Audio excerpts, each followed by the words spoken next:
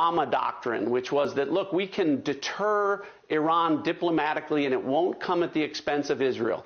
Well, Barack Obama was wrong. He misunderstood the lethality and the evil nature of the Iranian regime. And what Israel has done is essentially employ the Trump doctrine, a maximum pressure campaign, understanding that the only way to deter terrorists like Iran and their proxies is to put your foot on their throat. And Israel has done that. We should be assisting Israel in doing so.